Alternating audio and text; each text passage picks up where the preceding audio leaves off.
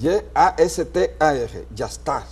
Y es una palabra que significa moldear, dar forma. Eso es algo físico, de algo que existía antes, se está haciendo una cosa diferente. Por eso que dice que Dios es el alfarero, que queda la vasija. Y nosotros somos las vasijas de barro, que tenemos un tesoro extraordinario en nosotros. Gloria al nombre de eso. Por eso que le digo que esto es hermoso de verdad, lo que estamos compartiendo. Y permítame decirle un poquito más. Eso es formar de lo que ya existía, formar del polvo de la tierra. Así fue como Adán fue formado, del polvo de la tierra. Esto es interesante lo que le voy a decir ahora. Si usted toma un cuerpo de un ser humano y lo analiza en la composición química de su cuerpo, su composición química es idéntica al polvo de la tierra. Por eso es que Job dijo, o dice la Biblia, ¿verdad? Que salir del polvo y al polvo regreso. Este es tremendo, ¿verdad? Bueno, espero que le hayamos contestado ahí esa preguntita tan interesante. O sea, quizás se lo hemos hecho tan tremendo que quizás hasta se ha confundido, pero no importa. Usted preguntó, nosotros contestamos todo lo que podamos contestar. Apóstol, la siguiente pregunta nos llega por medio de chat y dice, en las noticias salió que una mujer entregó a su hijo a las autoridades porque ella es una adicta a drogas. Adicta. ¿Hizo lo correcto o qué debió hacer ella?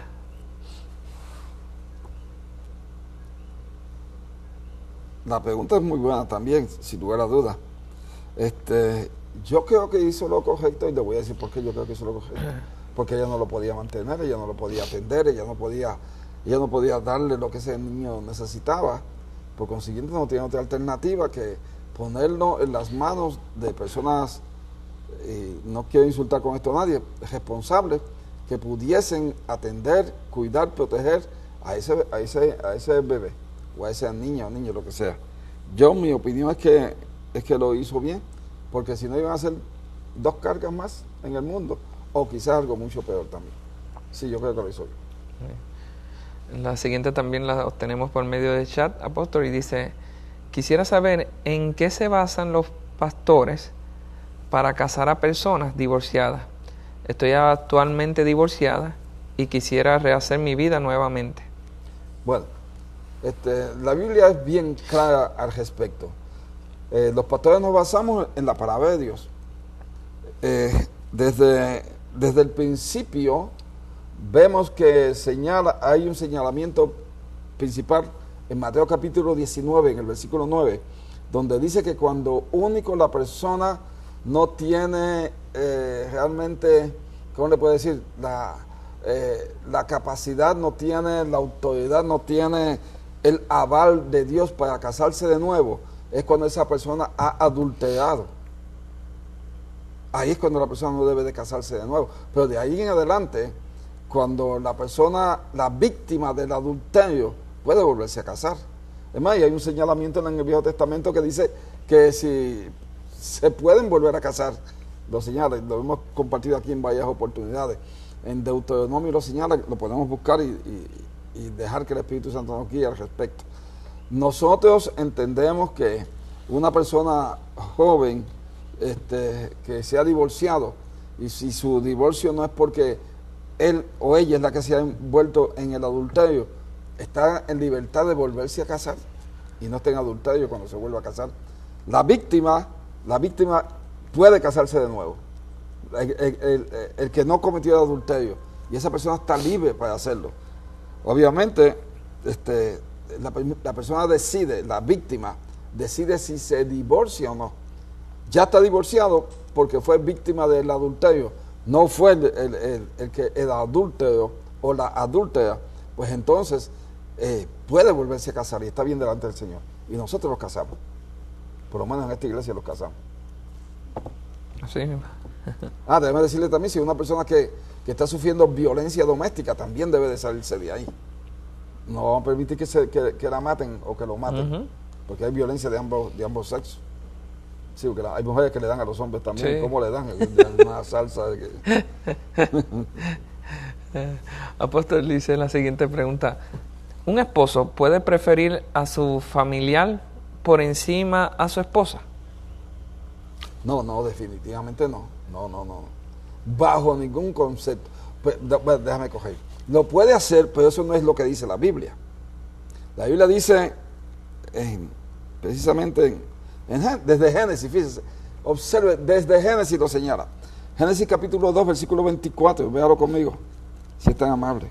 Desde Génesis tenemos ese señalamiento que se repite hasta Efesios, se repite el mismo señalamiento. Mira si es Génesis 2, 24, pastor. Si no es 24, es 26, no hay problema. Sí. Por tanto, dejará el hombre a su padre y a su madre y se unirá a su mujer y serán una sola carne. Exacto. Ese es el mandamiento de Dios. No quiere decir que no va a honrar a su padre y a su madre, ambos sexos. Ni él ni ella, o sea, el matrimonio. Esos cónyuges van a honrar a su papá y a su mamá. Pero lo importante es su nuevo hogar. Dejará el hombre y dejará la mujer también a su padre y a su madre y se unirá a su cónyuge. El hombre a la mujer y la mujer al hombre. Y los dos serán una sola carne. Eso lo que implica es que están unidos en todo, espiritualmente, en el alma y en el cuerpo, en las finanzas, en las relaciones. Ese es el hogar nuevo y ese es el hogar que hay que prestarle toda la atención. Ese es el hogar que tiene la prioridad. El padre, la persona y su cónyuge. Esos son los importantes. Y luego entonces, sin lugar a dudas, pues, como usted desee, con relación a las personas que son sus parientes de ambos cónyuges. Pero el matrimonio es el hogar principal. Ya no es el hogar de mami o de papi. No, es el hogar este es la primera prioridad. El hogar que ha formado con su cónyuge. El hogar de donde usted salió es importante, pero ya no es su hogar. Su hogar es este otro.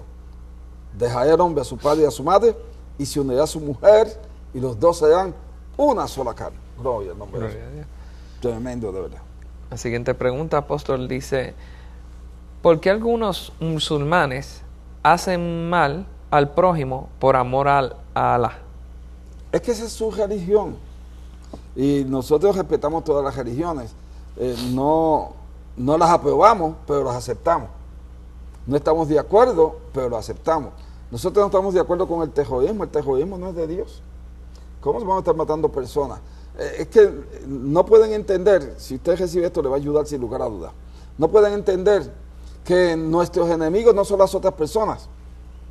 La Biblia dice en Efesios, en el capítulo 6, en el versículo 12, Efesios capítulo 6, versículo 12, obsérvenlo como dice, si lo consigue lo lee, pastor. Ajá. Efesios capítulo 6, versículo 12. ¿Dónde estás, Efesios? 6:12. Y dice: porque no tenemos lucha contra sangre y carne, sino contra principados, contra potestades, contra los gobernadores de las tinieblas de este siglo, contra huestes espirituales de maldad en las regiones celestes. Nuestra lucha no es contra carne y sangre, pero esta persona es su religión y lo entendemos. Y conforme a esa religión que tienen, ellos se envuelven en un antagonismo. Hay que entender que todo esto es espiritual, por favor, entiéndalo. Todo esto es espiritual que viene desde los tiempos del principio de la humanidad.